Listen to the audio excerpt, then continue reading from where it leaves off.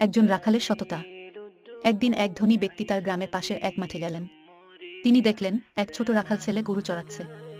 ধনী ব্যক্তি পরীক্ষা করার উদ্দেশ্যে তাকে বললেন, বাবা, তোমার গরুগুলোর একটি আমাকে বিক্রি করবে? আমি ভালো দাম দেব।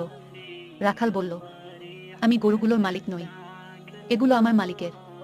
আমি শুধু এগুলো দেখাশোনা করি, বিক্রি করার অধিকার আমার নেই। ধনী ব্যক্তি বললেন, তোমার মালিক তো দূরে আছে, তুমি আমাকে গরু বিক্রি করে দাও, আমি কাউকে বলবো না।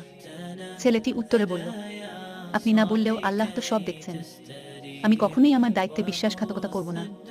ধনী ব্যক্তি রাখালের এই সততায় মুগ্ধ হলেন। তিনি ফিরে গিয়ে ছেলেটির মালিককে সব বললেন এবং ছেলেটির প্রশংসা করলেন। এরপর তিনি রাখাল ছেলেটির জন্য ভালো উপহার পাঠালেন এবং বললেন, সততা এমন একটি গুণ যা মানুষের জীবনকে সুন্দর করে তোলে। তোমার এই গুণ ধরে রাখো। শিক্ষণীয় বিষয়: সততা একটি মহৎ গুণ। আল্লাহ তার সন্তুষ্টি ও ভালো কাজ